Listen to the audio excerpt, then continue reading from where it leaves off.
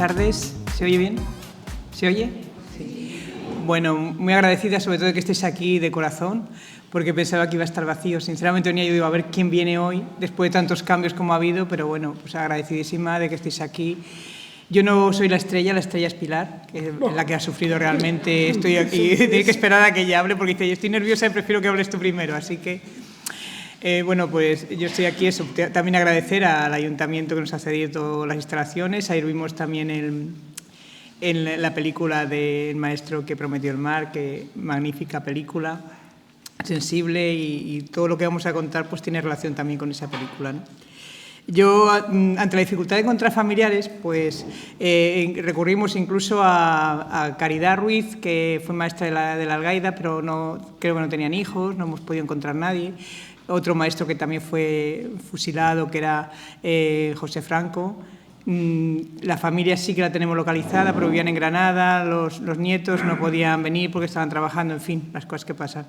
Y bueno, pues digo, pues yo me voy a prestar porque yo tengo un caso de una maestra que trabajó aquí. El caso me lo sugirió, vamos, un día Nieves, hablando con Nieves, como sabía que me gustaban estas cosas, y he encontrado un informe de la Falange que acusa a una maestra de tener libros pornográficos en su casa, de tener relaciones ilícitas con un maestro, tal, que era una serie de cosas que yo cuando lo leí digo, madre mía, yo nunca había leído una cosa de esas y me intrigó tanto que digo, voy a pedir al Archivo General de la Administración, que se llama el AGA, el informe a ver lo que contiene, ¿no? Y pues el día 21 en 2021 lo pedí.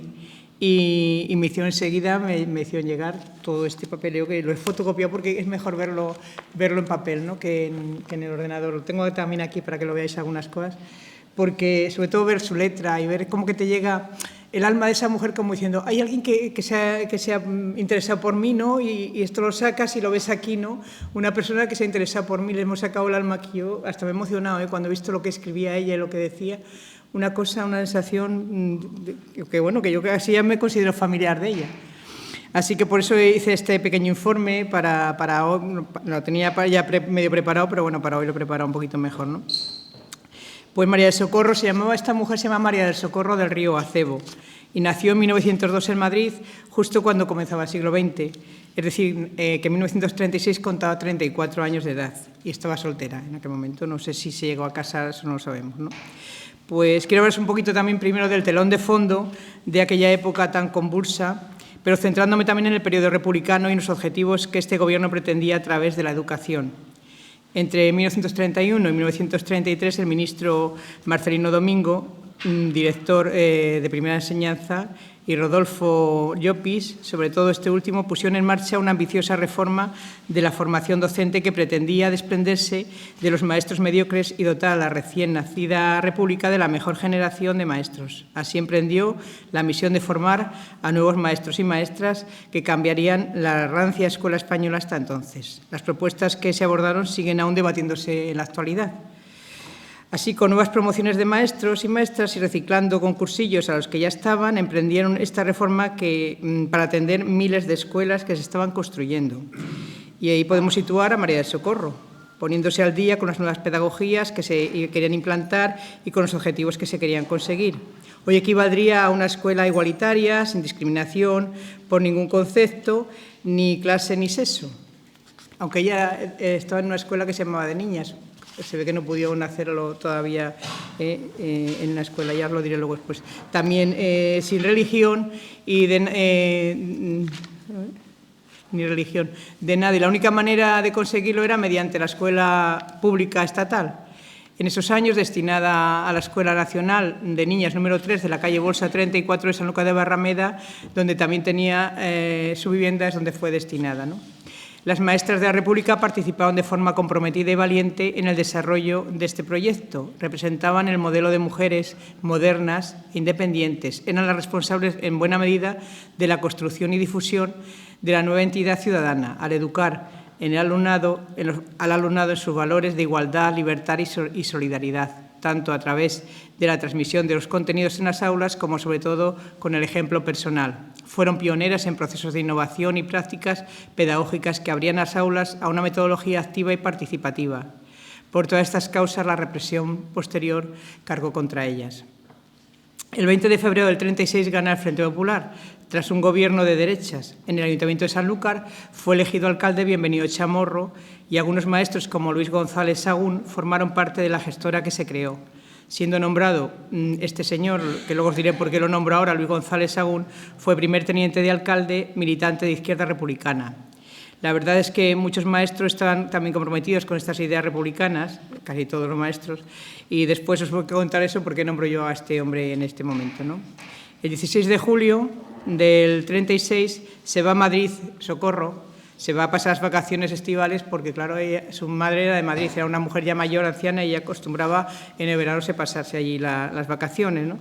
Y ella residía en la calle Toledo número 7 y, claro, se va el 14 o 15 de julio sin esperar que iba a producirse el 18 de julio el alzamiento, con lo cual ella le tocó permanecer ya en la zona republicana, ¿no?, en Madrid. En Sanlúcar, como en gran parte de Andalucía, no hubo guerra. Quedó prácticamente con un pequeño enfrentamiento bajo el control de los militares cuando el 21 de julio entran las tropas de regulares. Hasta ese momento no se había producido ningún muerto en Sanlúcar, pero a partir de ahora vendrá la gran represión y los grandes asesinatos, ¿no? De manera casi inmediata, las nuevas autoridades franquistas iniciaron un proceso de represión de la retaguardia y, en paralelo, una depuración de todos los sectores ciudadanos. El magisterio sufrió, como ha dicho antes Eugenio, con más rigor si cabe, esta inexorable depuración durante los años de conflicto bélico y también en la posguerra. El bando sublevado lo consideraba responsable de haber inculado el virus republicano en la sociedad y en las mentes juveniles. Al fin y al cabo, la Segunda República había mejorado las condiciones de los maestros. Lo hemos ido viendo cómo habían aumentado el sueldo, que hasta entonces era bajísimo y lo habían puesto a una altura normal, un sueldo digno para ellos, ¿no? Habían aplicado metodologías innovadoras y el número de escuelas había aumentado. En las maestras la represión, como he dicho antes, fue especialmente terrorífica al intentar acabar física y simbólicamente con los valores de igualdad y autonomía que representaban. A la eliminación física mediante fusilamientos y a la supresión social por la expulsión laboral le siguió la incautación de bienes. Existe el agravante de que los informes que llevaron a estas sanciones fueron redactados por alcaldes, párrocos y guardias civiles, que en muchas ocasiones se dejaron llevar por envidias, rivalidades pasionales o económicas, sin atender a las consecuencias que provocaban. La depuración fue brutal y en el plazo del 36 al 43 la práctica totalidad de los 1000 maestros que hasta entonces trabajaban en la provincia habían sido inhabilitados. José María Pemán, también como ha dicho antes Eugenio, gaditano de nacimiento, era en aquellos años presidente de la Comisión de Cultura y Enseñanza y el que se encargaba de enviar una circular a las comisiones depuradoras que eran las que analizaban la información aportada por los alcaldes, párrocos, padres de familia, etcétera, desde el 36 al 45. Estas comisiones tratan de poner de relieve la dureza y el carácter ideológico y religioso del filtro que supuso el régimen franquista.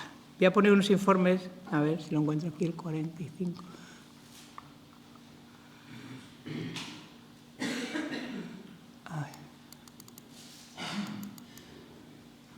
A ver si abre. ¿Se ve? Ese es el informe que hacen párrocos y demás. Dice, aquí dice el informe que obra en esta comisión de la maestra doña María Socorro del Río de Sanlúcar de Barrameda. Resulta que el informe del señor cura párroco dice: ausente de esta desde antes del movimiento. Parece que se han encontrado en su clase libros de literatura marxista, muy en consonancia con las explicaciones a las alumnas. En el padre de familia dice: desconozco a la interesada, pero informado se me dice que dicha señora tuvo relaciones íntimas con el maestro de Cádiz, el cual se casó luego con otra maestra de Arcos. Al producirse el movimiento salvador de un registro practicado en su domicilio por la comandancia militar. Allí se encontraron una serie de libros pornográficos con anotaciones marginales de puño y letra de la informada, que revelan su complacencia en tales materias. Ha sido suspendida en su empleo por orden gubernativa. En la alcaldía, según se informa la comandancia militar de esta plaza, resulta que el informe de esta señora, también, donde también está establecida su escuela, se han encontrado en un acta levantada una serie de libros eróticos y de una moral excesivamente depravada. con acotaciones que revelan un detenido estudio de las materias en ellos contenido, habiéndose marchado de esta ciudad cuando empezaron las vacaciones de verano del 15 de julio del 36, ignorándose dónde se encuentra, habiendo sido suspendida de empleo por orden gubernativa con fecha 11 de agosto del año anterior. Se ausentó de esta ciudad antes del movimiento salvador de España. Bueno, así va diciendo la casa de María de Socorro. ¿Ahora se oye? Vale. Fue registrada de arriba abajo. Como a tantas maestras, buscaba la difamación. En su caso, además de simpatizar con ideas de izquierda, porque según la comisión la protegían elementos marxistas destacados de la localidad, la acusaron de hacer lecturas y dibujos pervertidos en libros, según ellos de carácter pornográfico, pone aquí, y pseudocientífico, de cuestiones eróticas y sexuales, que habían localizado en un armario cerrado de su casa. Y no en la escuela, porque luego también lo camuflan como que lo han encontrado todo eso en la escuela, donde ella daba clase, ¿no? También la acusan de estar amancebada con el maestro que dije antes, ¿no? Luis González Sagún, casado y con hijos. Porque, según se dice en la investigación realizada, un maestro de Bonanza que se llamaba don Bernardo, fijaos la envidia y los líos que había entre el mismo maestro, pasaban ellos su conducta, machacaban al vecino, ¿no? Entregó unas cartas de ella dirigidas a Luis a la comandancia militar y, según pone textualmente, dichas cartas eran una demostración palpable de las relaciones ilícitas que la informada sostenía con aquel maestro y por el texto constituían una nueva y vergonzosa prueba de la moral depravada de la referida. Las cartas nunca se encontraron, no sabemos si es verdad o no es verdad. Pero ya para entonces, Luis González Sagún, cordobés, nacido, que ponía que era de Cádiz, pero no era cordobés, nació en el año 1884, era el maestro más antiguo de Sanlúcar y se dedicaba a la educación de personas adultas, curiosamente, como aquí está Loli también de educación de adultos, fíjate tú lo que da, que residía en la calle Santo Domingo número 3. Pero ya había sido asesinado. Cuando ya vuelve, ya él había sido asesinado. Concretamente el 4 de enero del 37, después de haber permanecido durante varios meses en la prisión del Castillo de Santiago. Su fusilamiento se llevó a cabo en el término municipal del puerto y sin que sepamos ahora mismo dónde está el paradero de su cuerpo, de sus restos, ¿no? Ojalá lo encontremos aquí en Sanlúcar cuando lo busquemos, pero va a ser difícil saber quién es. Para justificar su asesinato, en el informe decía, venía realizando hace tiempo y en especial en los últimos años una labor antiespañola y sectaria, tan perjudicial por la misión docente que se le había confiado. Incluso después de fusilado, que eso lo hacían también después de fusilado, también fue depurado, para que quedara constancia de que si hubiera vivido no podría haber ejercido nunca la profesión de maestro. Eran tan criminales y tan canallas que aunque lo fusilaban, después le hacían un informe de depuración para que viera que yo estaba... Bueno, terminado el verano del 36, empieza el curso en Sanlúcar, ya con las autoridades franquistas, ¿no? Con una solemne entrada al crucifijo. ¿Os acordáis de la película ayer? Vimos cómo descolgaban el crucifijo en las escuelas, ¿no? Por orden de la República, ¿no? Querían una escuela laica, entonces lo primero que se descolgaba era el crucifijo, ¿no? Pues entran con una entrada triunfal eso con el crucifijo a las escuelas. Las nuevas autoridades ordenan a todos los maestros y maestras que se presenten ante el alcalde para que hagan informe de cada uno y separar de servicio a quienes hubieran colaborado con el Frente Popular. Después, contando con los informes que presentaban párrocos, vecinos o comerciantes, denunciantes también, se sancionaba o expulsaba a quienes hubieran educado en el pasado de una manera católica no hubieran educado de una manera católica o patriótica o por malas costumbres y escándalos en su vida privada. Así que cuando terminó el curso en julio del 36, el cuerpo de maestros de Sanlúcar estaba compuesto por 13 maestros y 16 maestras. 5 maestros fueron represaliados, entre ellos Luis fue fusilado, como he dicho, Juan Ramón Castro Navarro, de Bajo de Guía, fue separado del cargo, Eduardo Martínez Jiménez, reposición con pérdida de haberes de 6 meses, Federico Martínez Sadó, suspensión de empleo y sueldo durante 2 años y traslado forzoso, y luego 2 maestras, 2 mujeres, que eran Caridad Ruiz López, maestra de la Algaida, y esposa de Federico Martínez Adot, que fue suspendida de empleo y sueldo durante 1 año, y María de Socorro de Río Acebo, que, como veremos, fue suspendida por 2 años, y ahora contaré cómo fue la suspensión que hubo. Voy a mirar aquí tengo puesto la 009. Sí, bueno, lo estoy leyendo lo que pone ahí, ¿no? En la calle, no pone en la calle, hizo su presentación en las oficinas del Ministerio de Madrid ante la delegación de la Jefatura del Servicio Nacional de Primera Enseñanza a efecto de su adhesión al glorioso movimiento nacional.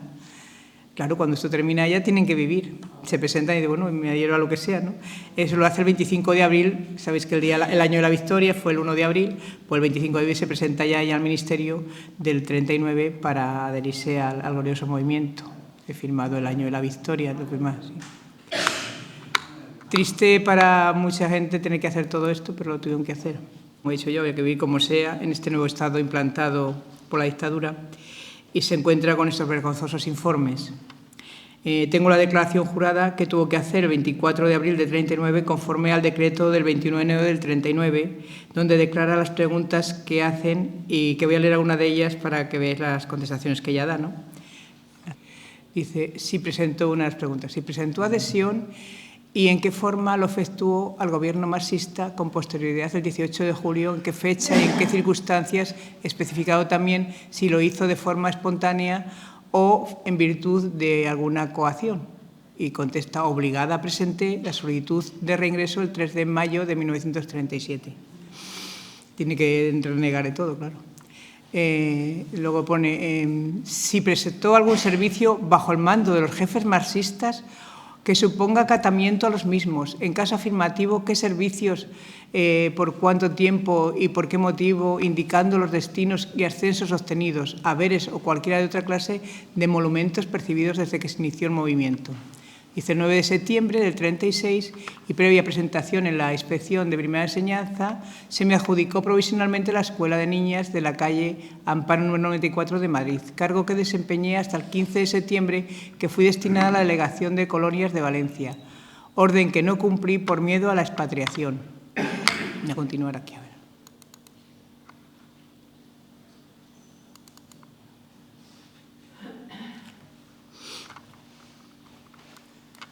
Siendo declarada suspensa de empleo y sueldo hasta que en mayo del 38, pasado el peligro de expatriación por la Corte de Tortosa y por mi mala situación económica, solicité y fui destinada a la Colonia Infantil número 1 de Cuenca, cargo que desempeñé hasta el 14 de abril corriente. Durante este tiempo he ascendido por corrida natural de escalas a 5.000 pesetas con fecha 8 de junio del 38. Bueno, total que ya va declarando así porque se ha cobrado, por lo menos no ha sido voluntaria ni ha hecho ningún favor a los marxistas, ¿no? Que es lo que ellos querían saber. Va declarando todo eso, una declaración negando todos los cargos, en fin, todo lo que se le va diciendo, ¿no? Con fecha 22 de julio hace un pliego de descargo y vuelve a hacer un nuevo pliego de descargos con fecha 8 de abril de 1940, dirigido al ilustrísimo presidente de la Comisión Depuradora Central del Magisterio Primario, porque al parecer el primero se perdió, con la intención de que se adjuntara la solicitud de revisión de su expediente. En este pliego va desmontando todas las acusaciones. El primer cargo, que era de inmoralidad, dice, una acusación para ella sorprendente fue que se le achacara tener relaciones ilícitas con el maestro Luis González Sagún, que ya para entonces había sido fusilado, como hemos dicho. Dice que era imposible porque desde mayo del 34 había una hostilidad manifiesta entre ellos, porque al ser delegado de primera enseñanza en el ayuntamiento y primer teniente alcalde, influyó para que no ocupara ella el cargo de vocal vacante en el Consejo Local de Primera Enseñanza y influyó también en el Consejo Provincial de Cádiz para que la plaza fuera para otra maestra de su preferencia, doña Francisca Rodríguez Valencia. Alude a que hay actas y maestros testigos y pone, por ejemplo, a don José Sabio Enríquez, a don Tomás Hurtado y a doña Manuela Andújar, personas afectas al régimen y de absoluta confianza del Estado. También puede dar fe de la enemistad doña Emilia Gómez Eusebio, maestra de párvulos número 3, que era compañera de ella. Otra prueba de su enemistad es que le quiso abrir un expediente por haber pedido permiso en Navidad, dejando a una maestra en su lugar. Entonces se podía poner una maestra pagándole y pidió unos días más y dice que le quiso abrir un expediente este maestro, ¿no? También relata que le pusieron una multa de 25 pesetas por no colocar la bandera en la escuela el 14 de abril del 36, la bandera republicana, el 14 de abril del 36. Parece ser que de esa acusación de amancebamiento tuvo mucho que ver el maestro don Bernardo de Bonanza, que entregó esas supuestas cartas en las que queda de manifiesto la relación ilícita con este maestro. Nunca sabremos si eso fue verdad, ella lo niega y, bueno, ahí están. Las cartas nunca han aparecido tampoco. Es todo tan tremendo y pensar que tuvieron que renegar de todo para poder vivir.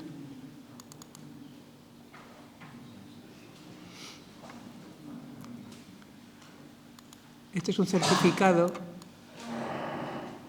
de don Ramón Bustillo, delegado, alcalde, presidente de la Comisión Municipal Gestora. Dice que doña María del Socorro del Río Acebo, natural de Madrid, de 39 años, soltera, maestra nacional, que estuvo en esta localidad dirigiendo la escuela de niñas número 7, la número 3. Bueno, observó durante su permanencia en la misma una conducta moral dudosa, pues se la tachaba por rumores públicos de sostener relaciones ilícitas con determinadas personas.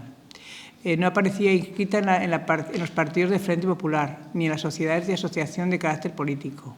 En un registro practicado en su domicilio, durante los primeros días del glorioso movimiento nacional se encontraron libros pseudocientíficos de carácter inmoral y pornográfico, que fueron intervenidos en la Delegación de Orden Pública de la Plaza. Se ausentó de esta antes del 18 de julio. Bueno, total, que lo que dice aquí es eso, lo mismo, ¿no? Que tiene relaciones y esto lo manda el alcalde, digamos, de aquel momento. Entonces, ese segundo cargo, que era propagar en la escuela dogmas contra la moral y el pudor, para mí fue el cargo que más influyó, porque encontraron en su domicilio una serie de libros de temática sexual del autor Ángel Martín Lucenay, que yo nunca lo había oído, pero he entrado a investigar este hombre, que nada tenía que ver con el erotismo ni eran inmorales, sino que eran más bien de carácter científico. Ella aclara que no eran suyos, como tampoco lo era una escopeta de caza, que le encuentran en el armario, y otras ropas que tenía bajo llave, ¿no? También hace alusión porque por mala fe dice que estaban dentro de la escuela, cuando en realidad estaba dentro de su vivienda. Y para ello dice que tiene testigos dispuestos a decir la verdad porque fueron testigos del registro. Fueron personas que... Aquí está en este donde pone que son los testigos. A lo mejor algunas personas las conocéis porque... Ay, se me ha ido. Se ve esto. Registro por la Comandancia Militar, que la Comandancia Militar efectuó en septiembre del año 36 en el domicilio de la escuela de la maestra nacional de esta localidad, doña María Socorro del Río y Acebo, situados en la calle Trasbolsa número 16. Declaran que en su honor que los libros Temas sexuales de Martín de Lucenay fueron hallados en las habitaciones particulares de dicha maestra, guardados con llave en un mueble de su habitación, y que para que conste y surta los efectos oportunos, aquí vienen luego las firmas de la gente, en el siguiente,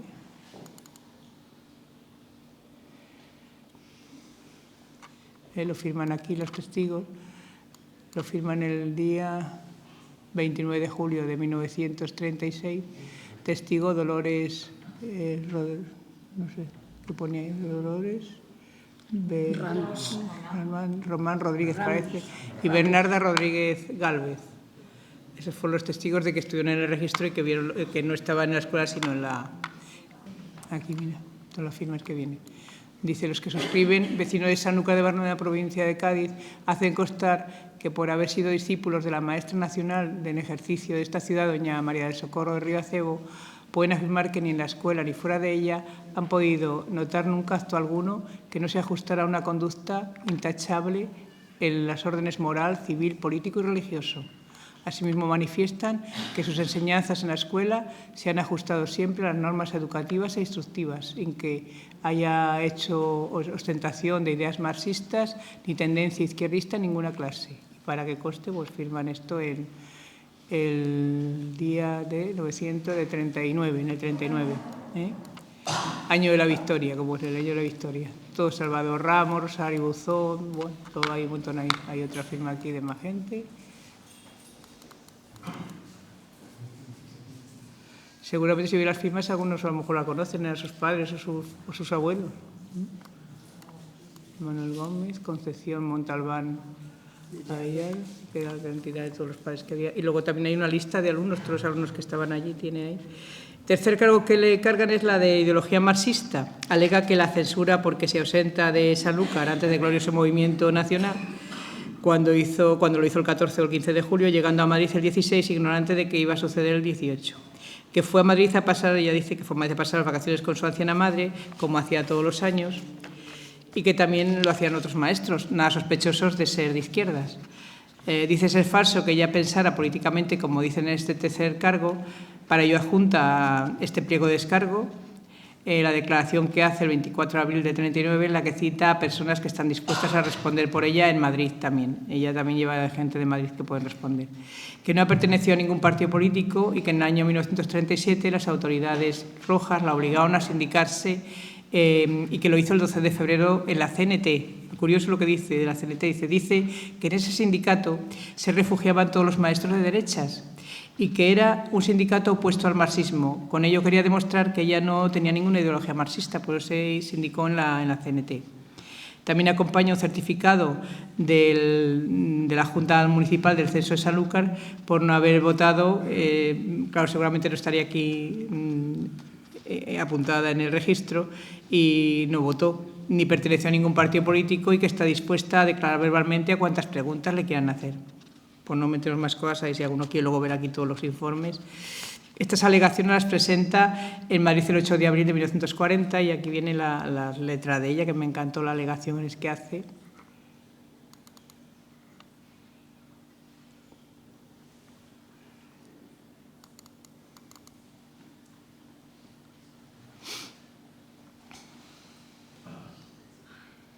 Bueno, aquí ella presenta aquí al ministro, al señor presidente, al ilustrísimo señor presidente de la Comisión Depuradora del Magisterio Primario. Le presenta aquí la alegación y la alegación es la siguiente, la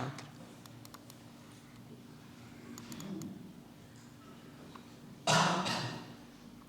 ¿Ves? Aquí va poniendo ella todo y me encantó ver la letra, una letra muy clara, una letra muy bonita, sin ninguna falta de ortografía, escribía estupendamente. Dice, pliego de descargos que doña María del Socorro del Río y Acebo, maestra nacional, que fue de la Escuela de Niñas número 3 de Sanlúcar de Barrameda, Cádiz, opone el pliego de cargos que le fue revisado por la Comisión Depuradora del Personal Docente del Ministerio de Educación Nacional en la provincia de Cádiz en julio del 39. Y entonces ella hace esta alegación que dice: cargos que se me hacen inmoralidad, propagar la escuela dogmas contra la moral y el pudor, ideología marxista. Y va diciendo cada cosa que os he ido comentando yo, ¿no? Cargo por inmoralidad, y dice que eso, que no tenía relaciones con este hombre porque se llevaba mal. Va desmontando todo lo que os he dicho ya anteriormente. Pero porque veáis la letra, que a mí me emocionó verla, ¿no? En fin, este es el pliego de alegaciones y digo, para nada le valieron todas las declaraciones. Algo le valieron porque la primera era 5 años de separación del cuerpo. En esta segunda, en esta final, finalmente fue condenada nada más que a 2 años de separación del cuerpo de maestros sin sueldo y bajada en escalafón, destinada posteriormente a Yecla, Murcia, sin poder pedir cambio de destino en 5 años y nunca más poder optar a puestos de dirección u otros de escala mayor. Esta es la historia de María del Socorro del Río Acebo, que es también la de muchos maestros y maestras de aquellos años que tuvieron que renunciar a sus ideas y hacer malabarismos para poder seguir ejerciendo de maestros y maestras, para seguir viviendo en aquella España negra de la dictadura, sabiendo que en muchos casos estas acusaciones vertidas en los expedientes fueron infundadas, teniendo como fin la separación y depuración o represión, con el objetivo claro del establecimiento de una escuela nacional doctrinaria y de pensamiento único, que es a la que muchos de nosotras hemos estado metidas, y demasiado hemos salido. Estamos aquí vivas. Y nada, pues muchas gracias, es todo lo que os puedo informar, y si queréis ver alguna cosa, aquí tengo todo el expediente de esta señora, que me ha emocionado encontrarlo, la verdad. Muchísimas gracias por esta atención.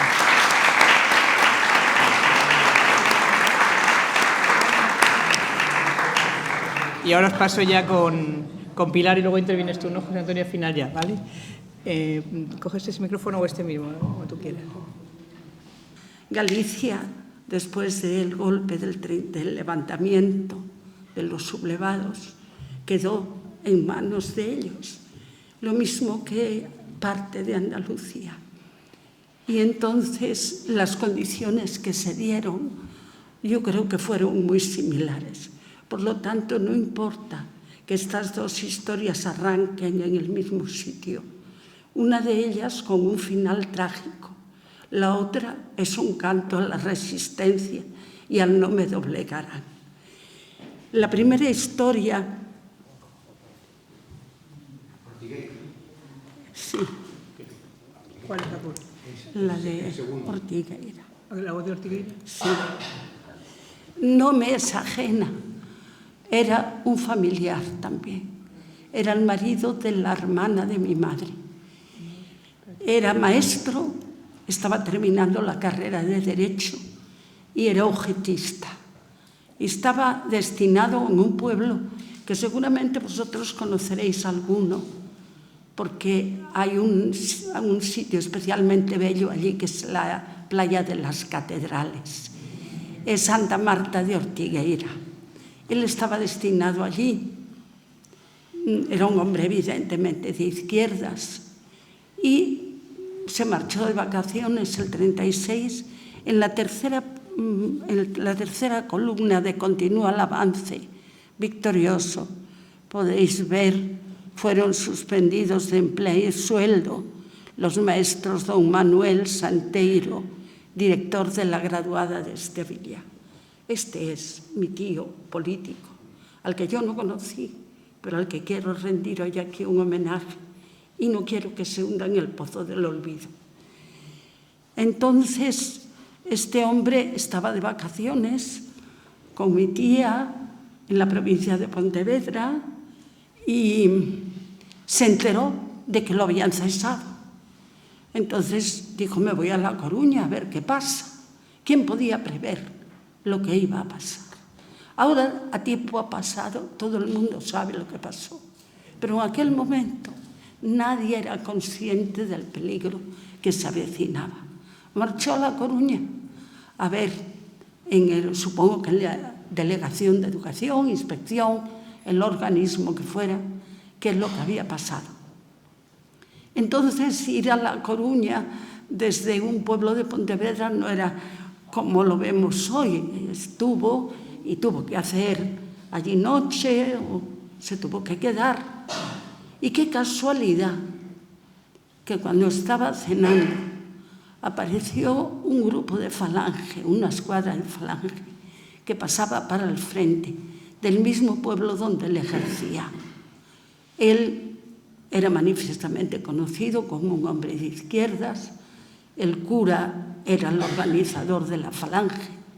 Allí había aparecido un personaje que la República había expulsado de Madrid, un artillero que andaba pegando tiros por Madrid y lo desterraron allí, pero era muy buen matemático, entonces entró a formar parte de una academia de este cura y a organizar los grupos de Falange.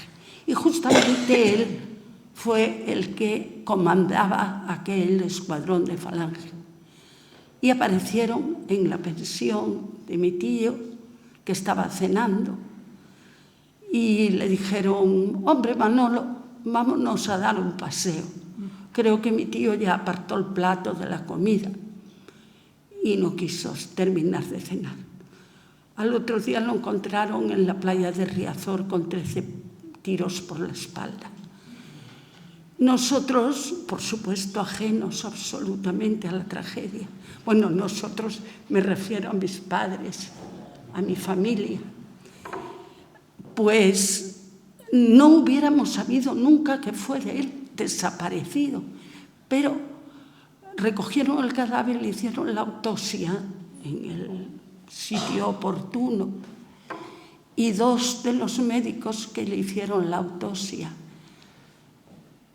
eran compañeros de mi tío el mayor. Y él llevaba una carta para mi tía en el bolsillo superior de la chaqueta. Entonces dijeron, este hombre es hermano, es cuñado de José Luis Arias. Y nos avisaron. Si no, hubiera desaparecido. No hubiéramos sabido qué fue de él. Cuando mi tío pequeño marchó al frente y tuvo que hacer la instrucción en La Coruña, lo hemos llorado toda la vida, este hombre. Preguntamos, pregunta a ver dónde está enterrado, qué podemos hacer por recuperarlo. No pregunte usted, mejor no pregunte, fue la contestación. Al día de hoy, y a pesar de que los sobrinos que no lo hemos conocido, los hijos de mis primas, buscamos a través de la memoria histórica dónde pueden estar los restos para recuperarlos simplemente y enterrarlos en el panteón familiar. No hemos conseguido avanzar, estamos ahí. Y con ello quiero dejar zanjado ese capítulo e inicio el que a vosotros seguramente os interesará más porque está más próximo a vosotros, y es el de mi padre.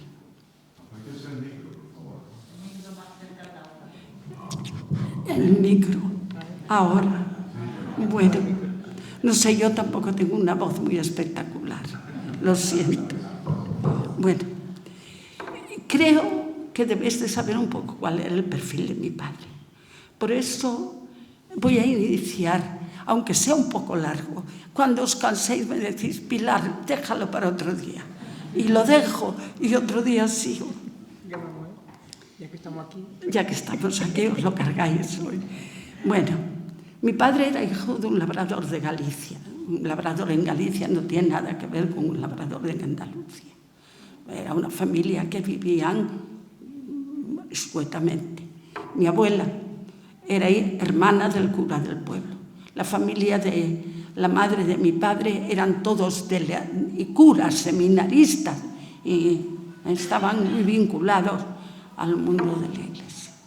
Mi padre nació en una aldeíta de uno de los sitios más bellos de Galicia, que es el Valle Miñor. Es Gondomar, La Ramallosa, Bayona, Sabarís, un sitio precioso. Y su familia lo mandó a la escuela unitaria que había allí. Fue a la escuela. Cuando terminó el periodo escolar, el profesor, que era don Manuel Casabella, quiero nombrarlo porque lo tendré siempre presente, llamó a mis abuelos y les dijo, este niño es una pena que no siga estudiando, yo me comprometo sin cobrar nada a prepararlo para bachillerato y que siga estudiando. Bueno, pues siguió estudiando. En principio pensó haciendo el bachillerato por libre, como se hacía entonces no había instituto casi en ningún sitio.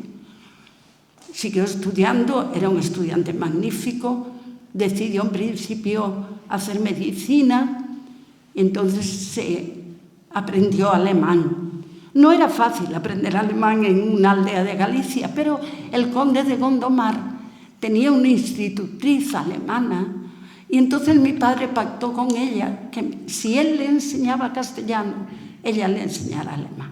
De modo que cuando terminó el bachillerato sabía alemán y francés. El bienio progresista republicano creó 10.000 escuelas en 2 años. Eso os puede dar idea del volumen de maestros que se necesitaba.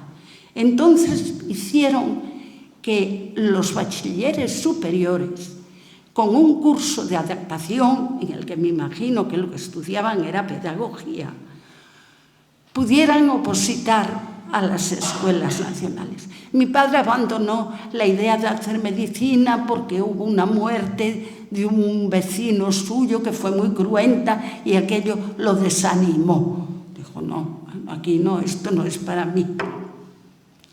Entonces, tanto mi padre como mi madre, que eran los 2 bachilleres superiores, mi madre de otra provincia, no se conocían, bueno, de la misma provincia, pero de otro pueblo.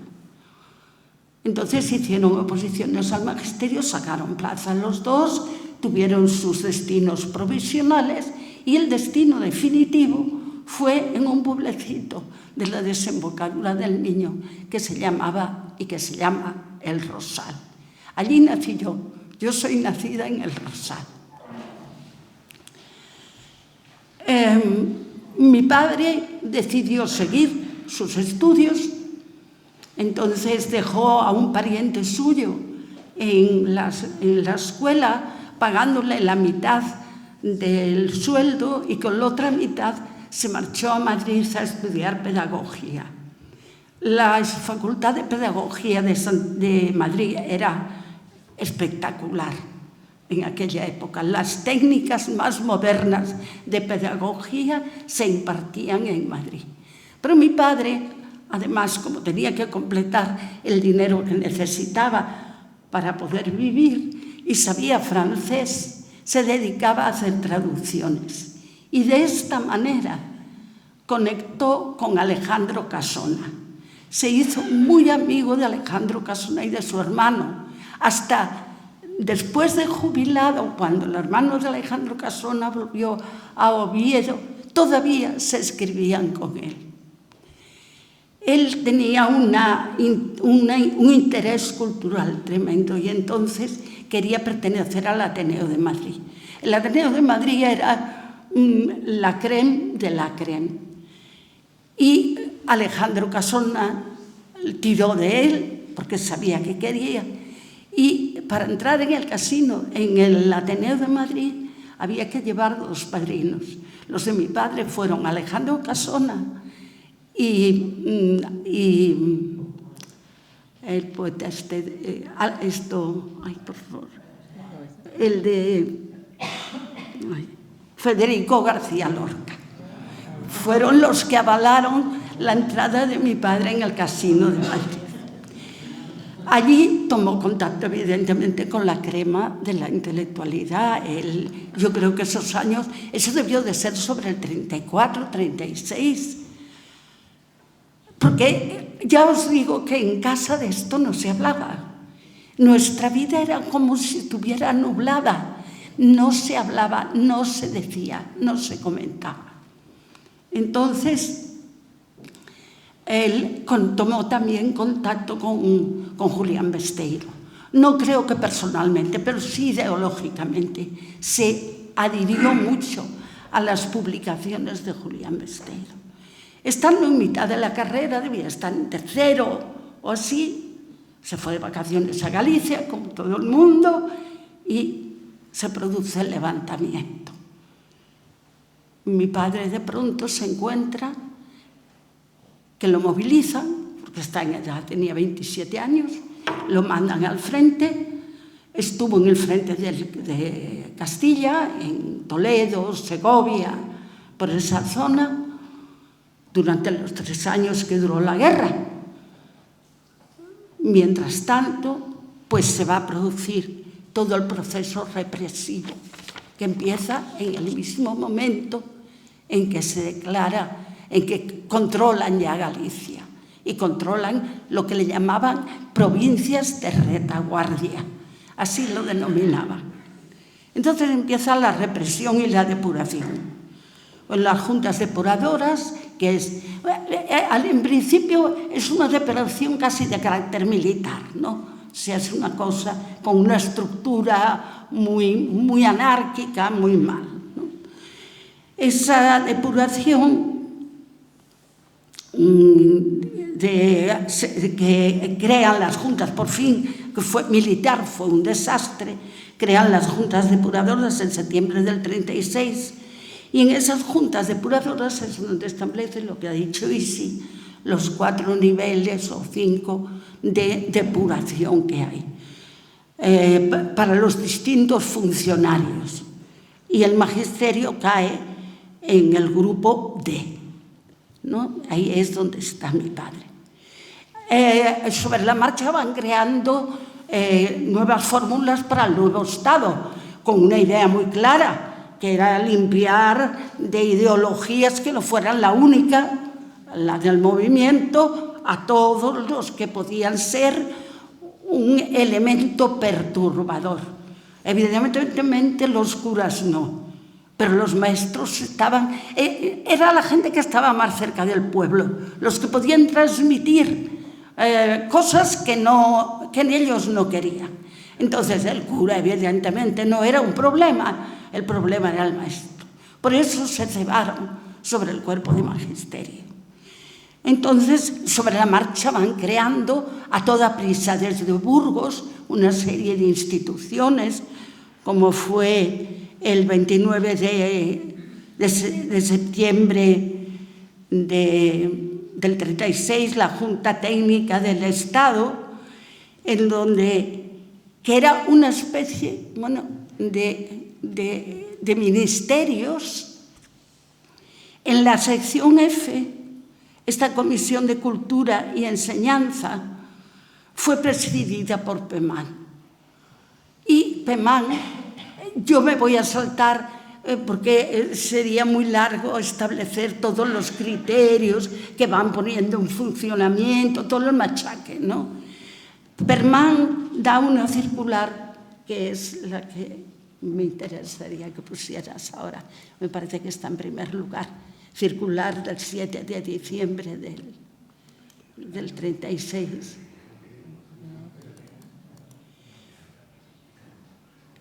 Que establece todo el programa, es decir, la justificación. Luego trata de decir, no, nosotros no nos juzgamos, eso le corresponde a los jueces, pero sí prevenimos, sí nos anticipamos a. Y después desata una serie de castigos, de niveles de castigo. Primero, como habían depurado a todo el mundo, habían quitado a todo el mundo de en medio, pues los que eran afectos al régimen, esos y los reponen inmediatamente en su sitio y establecen un criterio que es el nivel 2 en el que entra mi padre. Y yo os voy a leer el nivel 2. Espérate que me pongan las gafas porque estoy como un topo ya. Traslado para aquellos que, siendo profesionalmente intachables, hayan simpatizado con los titulados partidos nacionalistas vasco, catalán, gallego, etc., sin haber tenido participación directa con la subversión comunista separatista. O sea, individuos de irreprochable conducta que son cesados o trasladados, no cesados, trasladados obligatoriamente. Pierdes tu plaza en propiedad y te mandan donde ellos quieren. Además, había un añadido. El presidente de la Comisión de Cultura y Enseñanza, un tal Fidel Dávila, establecía que las comisiones depuradoras podían proponer la supresión de empleo y sueldo por distintos periodos. A mi padre le aplicaron la suspensión de empleo y sueldo durante 1 año. Mi padre acababa de regresar de la guerra, de estar a su servicio. Supongo que con mucho entusiasmo, no, la verdad. Pero allí estuvo. Y se encuentra suspenso de empleo y sueldo, desterrado a lo más profundo, a la Galicia profunda, que por suerte tuvimos luz eléctrica y carretera hasta allí, sine die, hecha. El cargo final, es decir, ¿cuál fue la condena? Simpatizante de las izquierdas. Eso le supuso a mi padre cortarle la vida por la raíz. Absolutamente. Bueno, pues allí estuvimos. ¿Qué hizo mi padre? En vez de renunciar a nada, trabajar. Aprendió inglés. Hizo la licenciatura en Historia y Geografía, con premio extraordinario de carrera. Y empezó a trabajar en investigación. Empezó a trabajar sobre el río Tea, que es un afluente del Miño, incansable, sin ceder. En ese aprendió, ya os digo, inglés.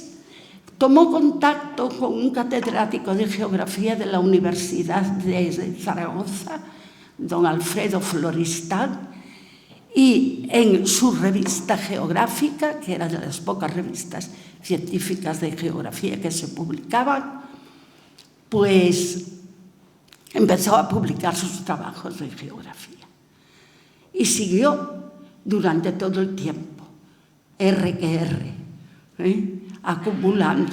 Siempre para él estuvo en su trayectoria vital la idea de hacer cátedras de normales. Él quería ser profesor de escuela normal, que es lo que hoy son las facultades de ciencias de la educación. Entonces, ya había terminado el proceso de depuración, ya no había nadie a quien depurar. O los habían matado, o estaban desterrados, o estaban echados del cuerpo. Y entonces solo quedaba lo que se llamaba el Juzgado Superior de Revisiones, que se estableció en el año 52. Ese Juzgado Superior establece la anulación de sanciones accesorias impuestas a la depuración. ¿A qué se está refiriendo? A que mi padre hasta el 52 no podía tomar parte en el concurso de traslados, ni en ninguna oposición, ni nada, allí metido, en aquel sitio. Entonces, anulación de sanciones accesorias impuestas a la depuración de aquellos funcionarios que llevaran 5 años de servicio activo a contar desde la fecha de incorporación al mismo sin nota desfavorable. ¿Eso qué quiere decir? Que el cura, el cabo de la Guardia Civil, el alcalde, los padres del tercio familiar no tenían nada que decir de aquella criatura. Y entonces mi padre, que estaba en una situación crítica, porque yo crecía, yo estudiaba bachillerato por libre, me llevaban a examinar al Instituto de Pontevedra, pero yo en esta fecha, en el 52, tenía 12 años. El tiempo se venía encima. Yo fui una niña totalmente aislada, porque yo estaba con las niñas de la escuela de mi madre. Mientras duraba la clase, a la hora de recreo jugaba un poco, pero una vez que terminaba la clase, las niñas en Galicia se iban a trabajar con las vacas al monte, a segar hierba, a cuidar de sus hermanos. Y yo he vivido sola. A lo mejor es una buena forma de formación, porque ahora que estoy sola también, soy capaz de encarar la soledad con una cierta solvencia, ¿no? Pero sola, absolutamente sola. Y yo he llorado de aburrimiento en mi casa. He leído mucho y, sobre todo, he hecho muchas cosas con las manos, muchas labores. Y eso son siempre tics que yo utilizo cuando estoy muy tensa, ¿no? Me desahogo así. Bueno, no quiero deciros que mi padre tuvo una excavatoria que no aprovechó, porque Casona, desde Estados Unidos, le mandó una carta a mi padre diciéndole que se fuera, que podía ser lector, que él buscaba un puesto de lector de castellano en una universidad americana. Pero mi madre dijo, mientras viva mi madre, yo no me voy de aquí. Y esa posibilidad esplendorosa se quedó en nada. Mi padre lo primero que intentó fue hacer cátedras de normales, ingenuo de él. Entonces, entre el 52 y el 55, pues lo intentó, pero evidentemente sin resultado positivo. Yo os digo que luego he tenido profesores que concursaron con mi padre y que estuvieron en la Facultad de Geografía e Historia en Sevilla, y no es pasión de hija, os lo aseguro, pero nada que ver, nada que ver. Entonces, al ver que eso no salía, pues concursó en el concurso de traslado. Y pidió 2 cosas que yo todavía no me las explico hoy día. Lo primero que pidió fue Bilbao y lo segundo Sanlúcar de Barrameda. No tiene sentido, a no ser por los ríos. Yo creo que él pensó, bueno, donde pueda trabajar, pues evidentemente no le dieron Bilbao y aquí nos tenéis incorporados a este pueblo que yo siento como mío. Y en el otoño del 55, una tarde de septiembre, después de dejar un barco en Cádiz, en un camión con nuestros muebles a cuestas, llegamos a la Plaza del Cabildo. Y mi padre tenía entonces venía destinado a una escuela del Pino, del Colegio Generalísimo Franco, que también tiene la cosa narices, ¿no? Menos mal que aquí nunca se le llamó Generalísimo Franco, siempre fue el Pino, siempre fue el Pino. Bueno, en principio os podéis imaginar el desconcierto. Figuraba que había un instituto de enseñanza media, que era verdad, lo hubo en la República. No había instituto de enseñanza media. En segundo lugar, casa-habitación, que le decían que su plaza tenía. No había casa-habitación. ¿Sabéis dónde fueron a parar nuestros muebles para que el camión de Cádiz se pudiera marchar? A la enfermería de la Plaza de los Toros. Allí quedaron metidos. Nosotros nos fuimos a una pensión que había cerca de Santo Domingo, en esa calle casi enfrente, de donde los Quirós tenían eso. Y mi madre y yo nos sentamos en el borde de la cama a llorar. Porque, claro, pensábamos, un pueblo de 50.000 habitantes que tenía entonces Sanlúcar tiene que ser por lo menos como Pontevedra. Nada que ver. Pontevedra era la capital de una provincia y Sanlúcar era un pueblo agrícola. Eso. Luego, ¿no os importa que me extienda? Bueno, yo lo siento, pero es mi vida, ¿no? Lo primero ya os digo que venimos en barco desde Cádiz desde Vigo hasta Cádiz. Un barco que era medio de carga, medio de pasaje. Nuestros bártulos, nuestra casa salió al muelle y mi padre buscó un camión, cargamos y empezamos a caminar. Entonces no había por el puente nada, teníamos que ir por San Fernando. Lo primero, diréis, ¿qué le llamó la atención? Lo primero que le llama la atención a una niña de 15 años recién cumplidos, las rejas de las ventanas. Para mí fue impresionante ver aquellas rejas, una cosa que me dejó flipando. Y lo segundo, dejar de ver el verde. Yo venía de una tierra llena de árboles, de verdor, y de pronto me encuentro con un país asolado por la sequía, seco, sin árboles, sin casas. Galicia es un sitio empapado en viviendas, una vivienda difusa, extraña. Nada, no se veía una casa, nada.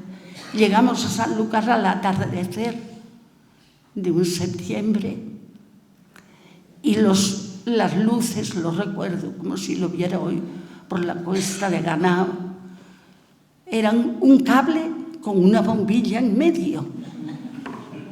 ¿Pero dónde estamos, Dios mío? ¿Dónde hemos llegado? Al otro día cambió nuestra perspectiva. Ya vimos la calle de la Bolsa, la calzada, la playa, la gente. Por ejemplo, yo recuerdo con admiración las Navidades de Sanlúcar, que podíamos estar en la calle tomando las uvas. En Galicia, en donde vivíamos, donde estábamos desterrados, la nieve nos comía en aquella época. Y la gente cantaba por las calles y salimos solo a ver ese espectáculo vital, esa sociedad abierta que tenéis, ¿no? Bueno, pues esa es nuestra llegada a Sanlúcar. Mi padre nunca cedió, jamás. Siempre decía mi marido que era como una pared de goma, que parecía que cedía, pero siempre estaba en el mismo sitio. Era incorruptible al desaliento. Transformó el Pino en un colegio donde brillaba el reflejo de la institución libre de enseñanza. En El Pino tuvo teatro leído de obras adaptadas por él a los niños, tuvo coro, tuvo los cotos, el coto de los gusanos de seda, el coto de las flores. Cuando se terminaban las actividades docentes, el Pino se transformaba en un centro de formación. Este es un libro que le hace honor a mi padre como científico, que el Ayuntamiento de Sanlúcar, a pesar de ser socialista, nunca presentó en escena, pero donde la mitad del libro son los trabajos que hizo mi padre sobre la geografía de Sanlúcar. Los Navazos fue de los primeros que publicó, o el primero que publicó en Geográfica, en esa revista, un trabajo serio de geografía sobre los Navazos, sobre muchas cosas que él entendía, pero a pesar de ser un hombre científico en su materia, era profundamente didáctico. Entonces, otra circunstancia de nuestra estancia en Sanlúcar, pues que no había licenciados en letras. Entonces, había habido un asunto aquí, del que no voy a decir nombres. Había una academia, la Academia Santo Tomás, que era el único sitio donde se podía estudiar por libre el bachillerato, donde evidentemente fui de cabeza. O sea, pero por lo menos allí tenía compañeras, no estaba sola. Y en esa Academia de Santo Tomás había una profesora licenciada en letras, a la que habían expulsado porque había tenido un affair, por lo visto, con el profesor de matemáticas, que era divorciado o estaba separado de la mujer. Y en vez de castigarlo a él, eso para que se vea que el feminismo tiene sus raíces y tiene su razón de ser, pues la echaron a ella. Entonces llegó mi padre como el Ángel Salvador, licenciado en letras, capaz de dar griego y latín a tope y todo lo que se le diera por delante de letras, y se estableció en la Academia de Santo Tomás. De modo que terminaban las tareas del colegio y se marchaba a dar clase particular. Os digo que cuando muchas veces yo volvía del instituto después de una jornada de 5 horas seguidas y venía por la calle diciendo qué barbaridad, me duele todo, estoy cansada, echaba la vista atrás y decía, ¿y mi padre?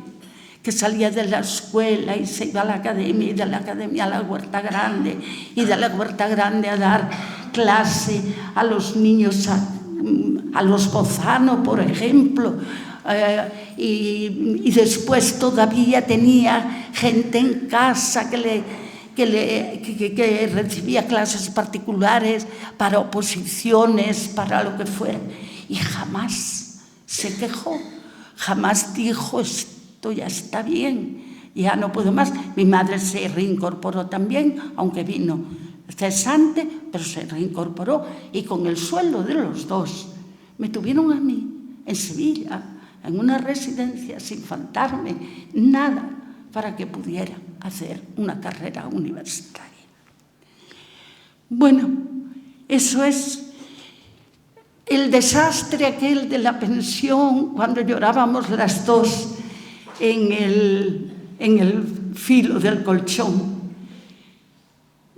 Para él fue otro mundo. Cuando él murió, yo recogí todos los documentos, todo lo que había en su despacho, su trabajo, sus cosas. Y había un gran baúl de plástico lleno de fichas de un trabajo que estaba haciendo sobre la calle de la Bolsa. Entonces, yo tenía contacto y conocimiento con el catedrático de Florencio Zoido, no sé si alguien lo conoce, catedrático de Geografía de la Universidad de Sevilla. Y le dije, Florencio, tengo aquí un montón de fichas, un trabajo ímprobo de documentación. Digo, a lo mejor hay un doctorando por ahí que pueda aprovechar este caudal. A mí me daba pena tirar aquel montón de fichas. Y me dijo Florencio, dice, mira, Pilar, estamos precisamente varias facultades de España recuperando las raíces de la geografía en España. Hay muchos geógrafos anónimos que deben de constar, porque sus trabajos fueron la raíz de lo que hoy es la geografía nacional. Y tu padre entra perfectamente en el perfil, de modo que voy a movilizar a las facultades que lo están haciendo para que vean toda la documentación que tú tienes. Así fue como yo recogí todo y me lo llevé a Sevilla. Y apareció Juan Ojeda, catedrático de la Olavide. Revisaron la documentación y decidieron, junto con la Facultad de Geografía de Santiago de Compostela, Andrei Vázquez, decidieron hacer un libro, que es este libro, que es Monografías del Grupo de Investigación Ciencias del Sistema Terra de la Universidad de Santiago de Compostela. Esos y otros muchos trabajos. Este libro se publicó en el 14 o por ahí, y yo, cuando llegué a Santiago a la presentación, me preguntaron, ¿y de Sanlúcar? Ah, porque os he olvidado de decir, en eso de la resistencia, que en cuanto mi padre, y a eso hizo referencia Maribel Cintas cuando estuvo aquí, cuando la cosa empezó a aflojar, mi padre se situó en el sitio donde había estado siempre.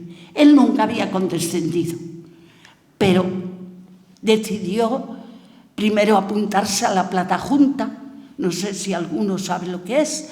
Fue una especie de sociedad anónima donde todos aquellos que de alguna manera eran contrarios al sistema dictatorial, pues se apuntaban, tomaban contacto y tenían la sensación de fuerza.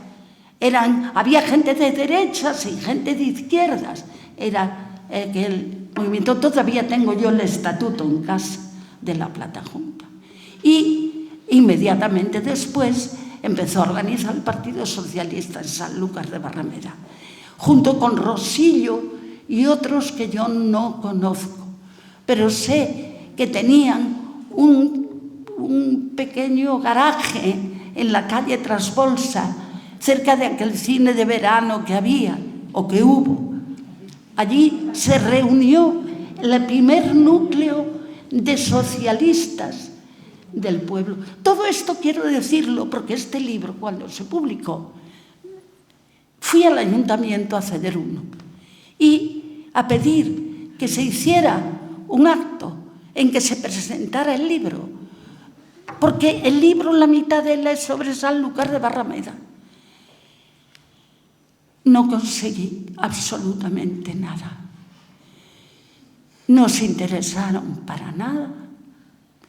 Y llegó un momento en que 2 años después de tratar de intentarlo, le dije, mira, creo que ya no es el momento de dejarlo. Nunca la agenda, nunca tuvo el hueco para meter una conferencia de un catedrático de la Universidad de la Olavide, Juan Ojeda, que estaba dispuesto, junto con Carmen Andreu, que es la que ilustró todo el trabajo, de una guía preciosa sobre Sanlúcar de Barrameda, una guía preciosa. Nunca he conseguido que esta gente se interesara por esta publicación.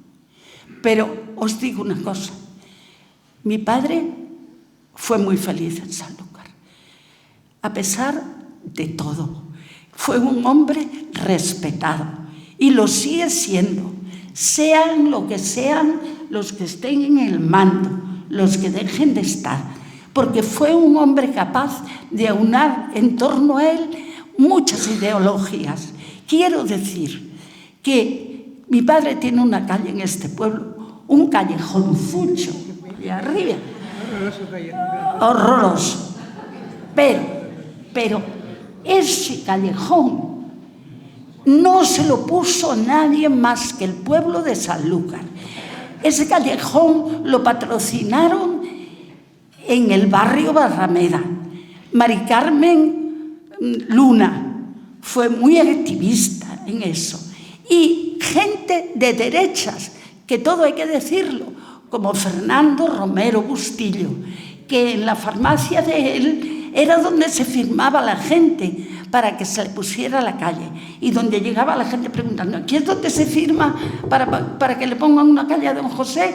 Y Romero Bustillo, que era un hombre claramente de Falange, o había estado muy vinculado al régimen, no tuvo ningún empacho en decir: aquí es. Y también debo que decir que a mi padre le concedieron la cruz en este pueblo, la cruz de Alfonso X el Sabio, y que esa cruz tenía que constar o tenía que tener el visto bueno del jefe local del movimiento, que era Pedro González Salcedo, que lo vio perfectamente y no se opuso a que se le impusiera la cruz de Alfonso X el Sabio. De modo que en todos los sitios hay de todo, pero él en Sanlúcar se sentía muy bien, y nunca por la cabeza de mis padres pasó el deseo de trasladarse de nuevo a Galicia. Nos integramos, la gente nos respetó, vivimos bien y nos sentimos unos más de este pueblo. Y yo no sé si se me queda algo en el tintero, pero creo que seguro que sí. Seguro que sí, porque son muchas historias. Muchas gracias por la atención.